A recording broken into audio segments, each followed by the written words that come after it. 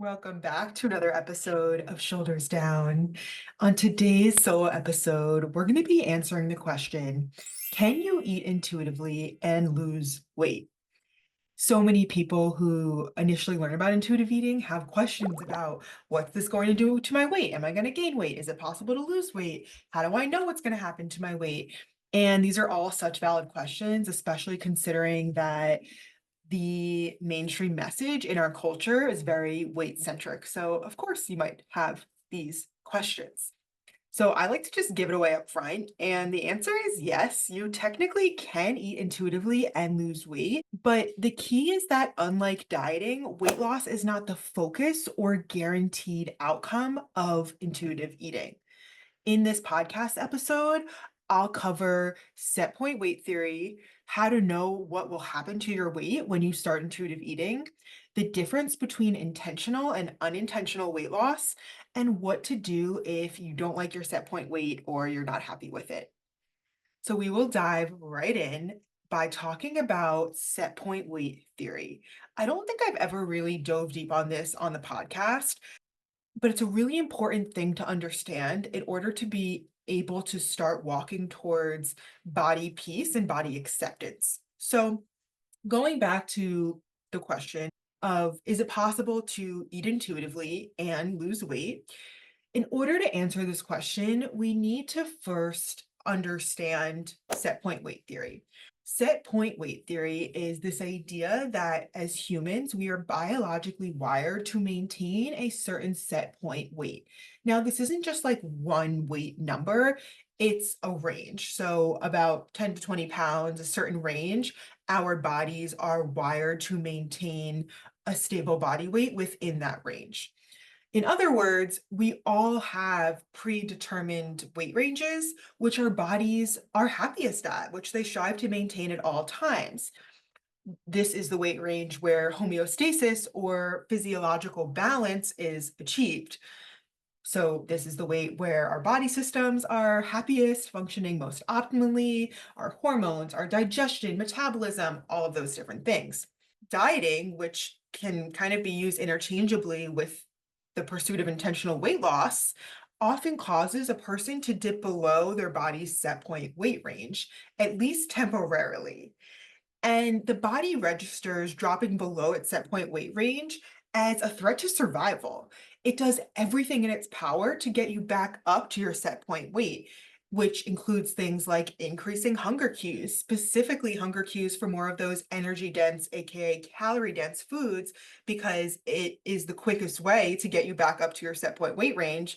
It's a lot quicker to restore weight if you're having things that are more energy dense versus if you're having like kale, like that's not gonna give you a lot of energy.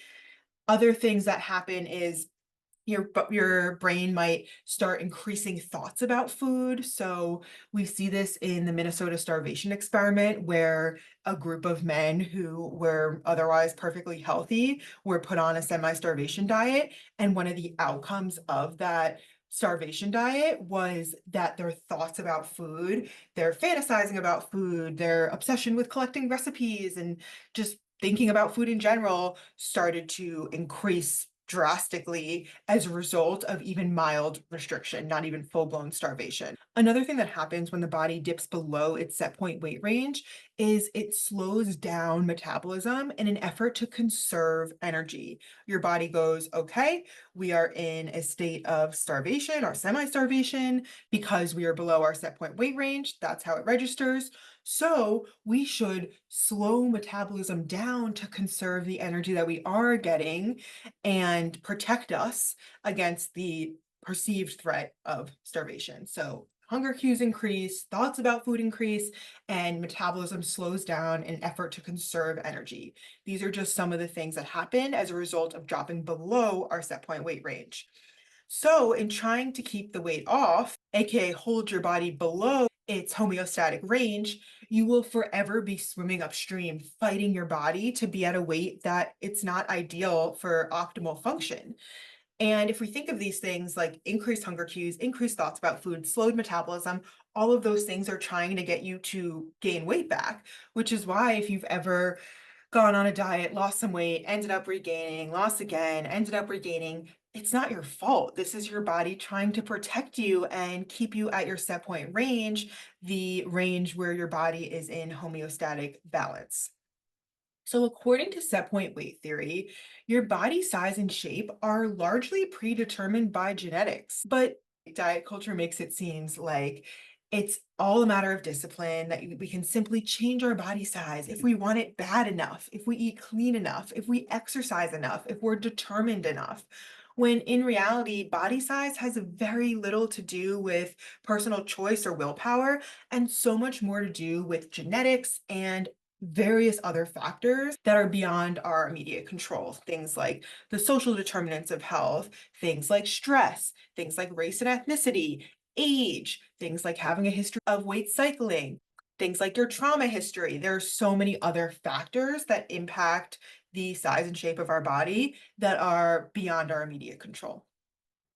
A helpful metaphor that I love to use with clients to illustrate this idea of our body's genetic predisposition towards a certain body size and shape is a metaphor about dogs. So I want you to think of a greyhound versus a pug. Now, the pug is a kind of shorter, more fuller, thick dog, whereas a greyhound is taller and more lean. Now, it doesn't matter what that pug did, how much it ran around, or what kind of food it ate, it would literally never look like a greyhound. And the same is true in reverse, right? No matter what that greyhound did, what it ate, how it lived, it will never look like the pug because it's just not what's within the realm of possibilities given its genetic blueprint. The same logic can be applied to the human species. Some humans are genetically predetermined to have a leaner build, while others are genetically predetermined to have a fuller build. Neither is morally superior or inferior. There's just variation in the way bodies look in the human species. Just like people have different foot sizes and different heights, people also have different widths or body sizes and shapes. This is normal genetic diversity. But diet culture feeds us this message that gets us to feel like we can simply change our body size, completely ignoring the reality that we're working within the realm of certain genetic blueprints. And just like we can't change our shoe size or our height, changing our body size is not as within our control as we have been led to believe. So I hope you can remember that metaphor when thinking about set point weight.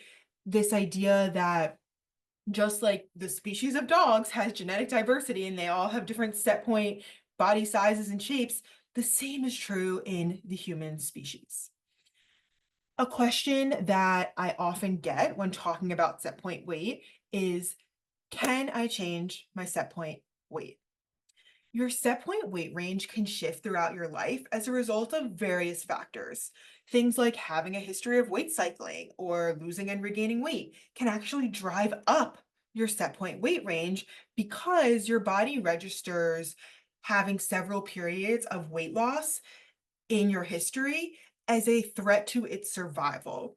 In turn, it turns up your set point weight range in effort to protect you against the perceived future threat of starvation. Other factors like stress, aging, childbirth, hormone shifts can also increase the body's set point weight range. But it's also possible to lower your set point weight through doing things like rebuilding trust with your body. This often looks like consistently honoring your cues, nourishing your body, rejecting diet culture, and eating intuitively, which can help to show your body over time, look, we're not going to do another period of restriction. We don't need to carry this extra weight from a place of protection because there's not another diet around the corner.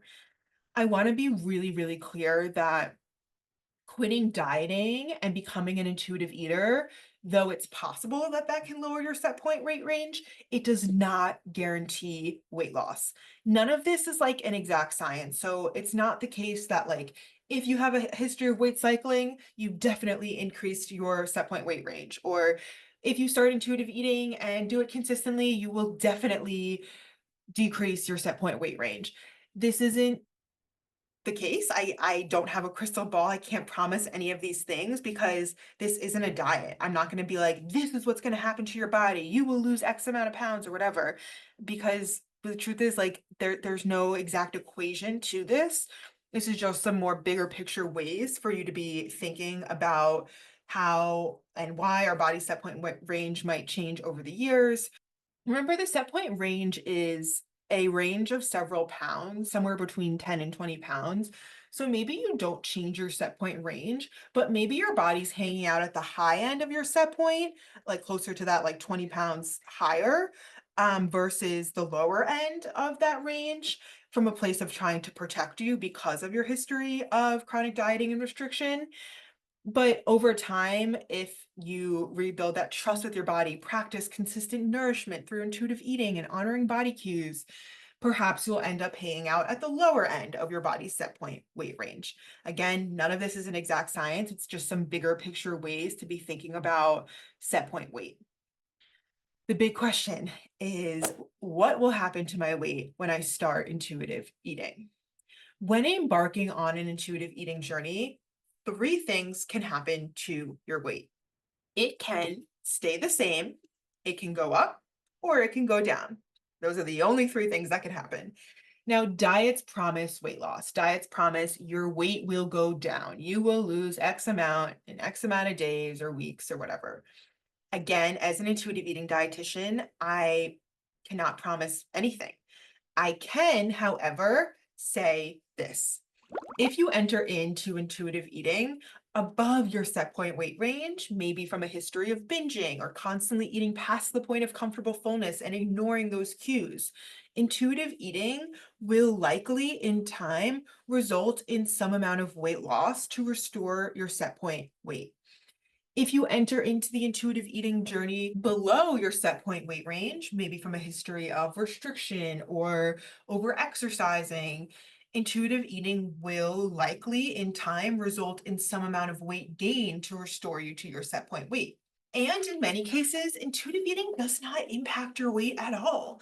It's possible to feel physically better in your body and mind and change your relationship with food without your weight changing. And I actually see this happen quite a bit. Ultimately, the thing to remember here is that intuitive eating works to restore your body to its happy weight, the weight at which it's performing most optimally, the weight at which homeostasis is achieved, and that weight that it's able to easily maintain. So you might be wondering, okay, how do I know if I'm currently above or below or at my set point? Again, I know this is like a super frustrating answer and super frustrating thing for me to continue saying because as humans, we like things to be clear and we like to have predictable outcomes, but there is no way to know for sure if you're at, below, or above your set point weight. But I will give you some signs that could be indicators that you're above your set point weight range or below or at that range. So to start, some signs that you might be above your set point weight include regularly eating to the point of feeling uncomfortable, gross, or sick, swinging between being good and eating clean, or saying screw it and gorging yourself on all of the off-limits foods. If you turn to food emotionally as a coping mechanism, which could be for both positive and negative emotions, that could be a sign that you're above your set point weight. Maybe you've gone through several periods of losing and regaining, aka weight cycling. This often results in being above your set point weight. And also mental fixation on food, fantasizing about food, food taking up lots of mental real estate, food being really present in the front of your mind when you're at social events and all of these things. This could be a sign that you're above your set point weight. Some signs that you might be below your set point weight include regularly feeling low energy, lethargic, and having a low or depressed mood. If you're a woman who menstruates and losing your period for an extended amount of time, unrelated to other things like, birth control regimens or medications, decreased sex drive could be a sign that you're below your set point weight. Rigidity with eating, having several foods and food groups be off limits, mental fixation on food, again, fantasizing about food, having food take up lots of mental real estate. This could be a sign that you're either above or below your set point weight range in general, just food taking up more space in your brain than it feels like it should be taking up. is a sign that you might not be at your set point weight. Other signs that you might be below your set point weight could be ignoring hunger cues, not allowing yourself to eat when you're hungry. Now, signs that you are likely at your set point weight include having a stable weight, your weight doesn't fluctuate very much, feeling consistent energy levels without extreme highs and lows, for the most part, honoring hunger cues and stopping when full, having a relationship with food where it doesn't take up so much brain space, you're able to eat and move on without much rumination. You typically don't experience intense cravings for energy dense foods. So, this doesn't mean that you never experience intense cravings, but typically you crave more of those foods that feel supportive for how you want to function and feel in your body. And I meant to say this earlier when we were talking about if you can change your set point weight. Whether or not your set point weight changes throughout life really depends on the person. Some bodies are more headstrong and are wired to have a tighter grip on maintaining their set point weight, while other bodies are more lenient and are less so headstrong. So it might seem like, oh no, like why does my body have to have such a tight grip on maintaining my set point weight if you're not happy with that weight? And I know this is like annoying to hear, but it's actually your body being wired really well for survival because it's holding on tightly to keeping you in that homeostatic range where things will function most optimally. So that's a reframe to consider, and we'll get more into how to deal with the situation where you realize, okay, I think I'm at my set point weight and I'm not happy with it. I don't like the way I look. So we'll get to that in a second. I just want to pause here and give us a moment to digest what I've said so far. I know talks about weight can bring up a lot of feelings, especially for those of us, which are probably all of us listening to this, coming from this history where we focus so much on weight. So I just want to like take a moment and ask you to check in with what feelings you're noticing, if this is bringing up any frantic energy. All of those things are welcome here. You're also welcome to pause and come back to this at another time, or come back to this episode at a different time in your journey altogether if it feels like a lot. Okay, so the next piece we're going to talk about is intentional versus unintentional weight loss. So, research shows that maintaining intentional weight loss is not sustainable 95% of the time. According to a extremely prominent meta-analysis that I've probably referenced many other times in this podcast, 95% of people who lose weight on diets will regain all the weight back, and often even more within 5 years. I will link to a resource in the show notes where you can download some of this research that I'm referencing. So, understanding set point weight theory can help us make sense of why intentional weight loss is so rarely achievable long term. Though maintaining intentional weight loss is not realistic for most people, 95% of people, unintentional weight loss is a different story. Now, to be clear, intentional weight loss is when you go on a diet or lifestyle change, or you do a thing, an exercise plan, whatever it is, with the goal of losing weight. Unintentional weight loss happens without you trying. You're doing something else. I don't know. Maybe you're getting into a hobby, you're starting intuitive eating, you're, I don't know, focusing on decreasing stress levels, you're doing something else, and weight loss happens as a unintended side effect. Several things can cause unintentional weight loss, such as illness or changes in mental health, medications, increase in physical activity, listening to body cues consistently. Unintentional weight loss can certainly be a side effect of eating intuitively. But again, it depends on if you are coming into your intuitive eating journey above your set point weight range or not. Now, I also want to say unintentional weight loss, as a dietitian, I have clinical training and I used to work in a hospital. Unintentional weight loss can actually be dangerous in some cases, where if someone's uncontrollably or unexplainably or unintentionally losing weight, we often want to ask more questions of what's going on there, because this could be a sign of other underlying disease. Just as a side note, it's not always the case that weight loss is a thing to be celebrated, which I think should go without saying, but maybe doesn't.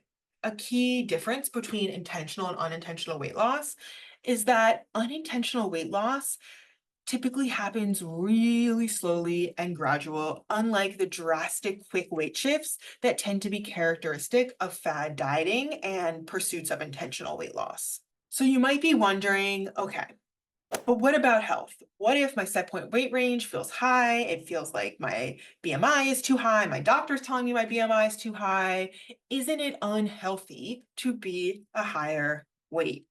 Now, I have a whole episode debunking the idea that your weight is an indicator of your health, and that's called Five Reasons Why Your Weight Doesn't Determine Your Health. And I'll put that link in the show notes. But to give a little brief summary here, the current body of research has actually disproven the weight normative approach to healthcare. So, in other words, the idea that our weight impacts our health actually is not true. A person can be healthy at any body size. This means that a person in a thin body can be in poor health, and a person in a larger body can be in perfect health. Weight is not an indicator of health status. Again, I talk a lot more about this in that podcast episode, Five Reasons Why Your Weight Doesn't Determine Your Health. And I recommend that you go and listen to that one if you want a deeper dive on that question. Now, for the question that I think is probably on a lot of people's minds. I know that many of my clients grapple with this, and I've grappled with this in my own story at certain points in time as well. And that is, okay, Leah, I get it. My set point weight, maybe you've been doing intuitive eating for some time and you have a sense that, like, yeah, you probably are at your body's happy weight, at its set point weight, but maybe you're like, I don't like it. I don't like the way I look. I don't like the way that my confidence is. I'm not happy with my set point weight. What do I do? I first just want to say that, yeah, this sucks and this is hard. And we want to definitely leave space for you to be angry and grieve because you've probably been told for years and years and years that if you want it bad enough, if you're disciplined enough, then you can achieve any body size or shape or weight that you want. So, accepting this idea that your body has a natural set point range comes with grief work, grieving this thin ideal that diet culture promised you for so many years.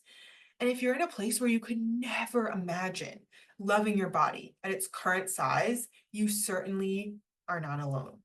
You might be surprised to hear this, but I actually don't believe that you have to love your body in order to experience positive body image.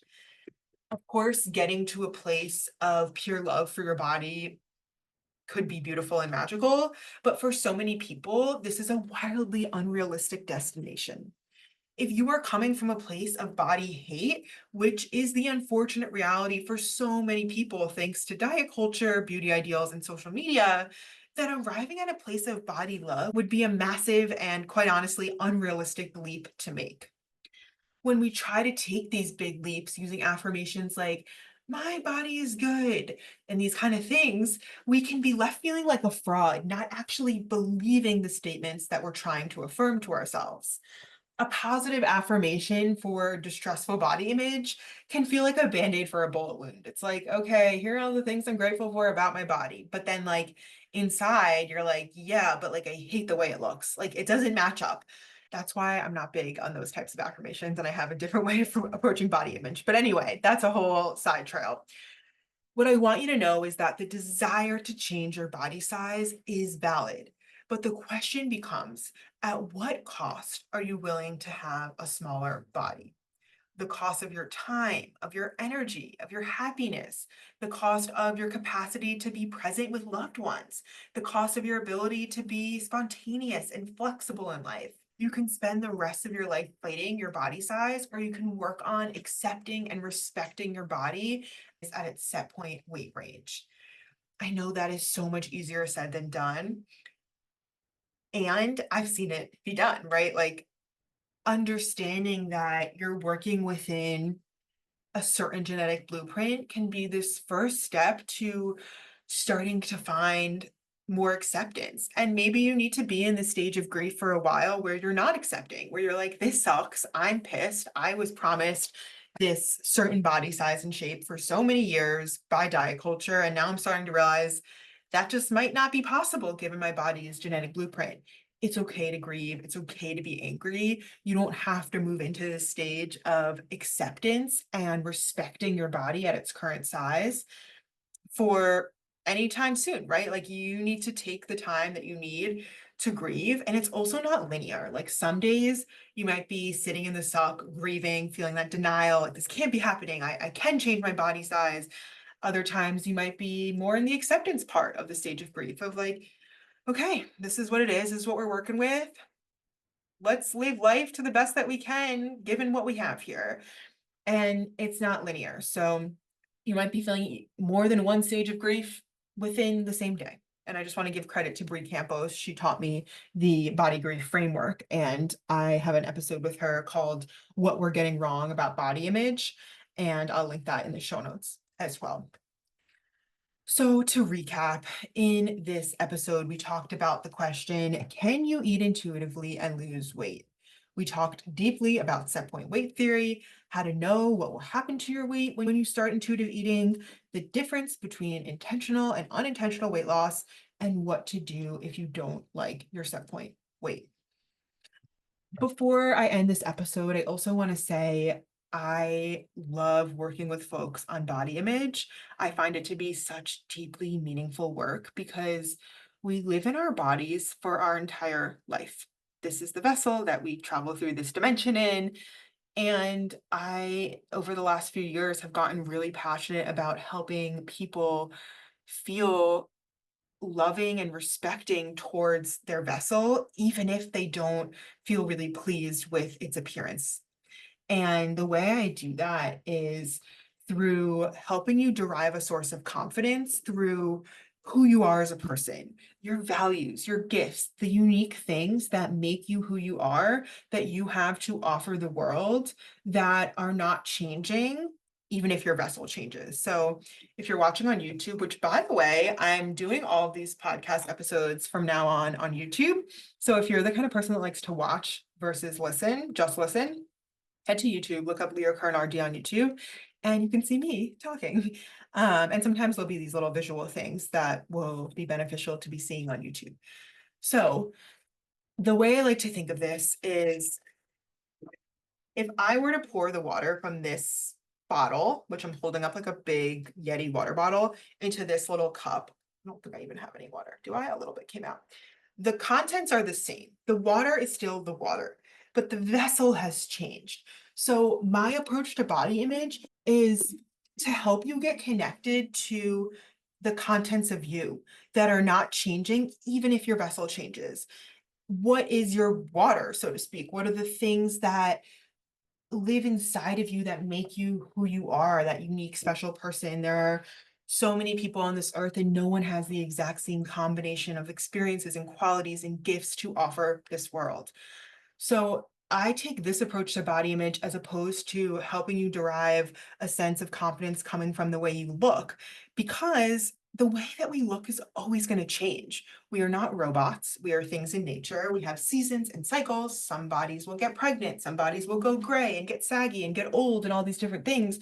So if our confidence is tied to the size and shape of our vessel, which is some people's approach to body image, right? Like body positivity, embrace those curves and embrace like the way you look, which is fine. Like that could be a part of your story and a part of your toolbox. But I find if all the focus is on loving the size and shape of your body, loving the way you look, then we still fall short of having body image be about appearance. Whereas when body image is about seeing your body as a vessel that allows you to share your gifts with the world and that allows you to travel through this dimension, I think it's such a deeper sense of healing and a much more sustainable sense of healing, because even when our body changes through life, the things that make us who we are inside remain. And another aspect of how I like to approach body image is through values work, because when we're living by diet culture's values, we are often living by values that aren't authentic to us, like values that say being skinnier makes you a better person or more morally valuable, or the more you exercise, the more clean you eat, the better you are. And that's pretty like elitist and not aligned with most people's values. I'm sure if you're listening to this, you probably don't feel that way, yet it's something you internalize from diet culture over the years. So I do values work with folks to help increase body resilience because if we know who we are and what we stand for, what our values are, and we can start living in alignment with our values, that gives us so much more resilience in this world to say, like, okay, I didn't like that thing that person said to me, or the way that that comment about my body made me feel. That sucks. I can allow that to suck. And I can know that according to my values, I'm living with integrity. I'm living in a way that feels good for me. My values are not diet culture's values. And what I've found is that sometimes our body image can feel like bad and yucky because we feel like almost like we're rotting from the inside out. Like, ugh, like I'm just living this life that's not in alignment with what feels true to me. I remember this happening for me in my story when I was feeling so judgmental of other people and what they were eating and how much they did or didn't exercise when I was in the throes of disordered eating myself. And I would like judge people. And I remember feeling like, oh, this feels so wrong. I don't want to be judging people, but like I literally couldn't help it. And that made me feel yucky, like that and feeling yucky, like that's I felt yucky in my body as a result of living out of alignment with my values and living in alignment with diet culture's values, which say, like, judge people for what they're eating pretty much. All of this to say, once I got clear on my values and started living in alignment with my values, even with my body not changing at all physically based on its appearance, I started to feel better in my body because I was like, yes, okay, at least I'm living in alignment with like what feels good and true to me. And that created more internal resonance and alignment inside my being, my vessel, my body. So I hope that gives you some perspective and some things to think about. And I hope that this episode has been helpful for you. If it brought up any thoughts or reflections, you can email me at leah@leahkernrd.com. And if you're wanting more support on your journey to finding your set point weight, eating intuitively so you can maintain your set point weight, finding acceptance and doing the deep body image work that I just described in grieving the thin ideal and finding acceptance with your body at its set point weight, I would love to get to support you in getting there. I do one-to-one coaching work in my signature program, The Embodied Method. And if you are interested, you can head to the link in the show notes and apply.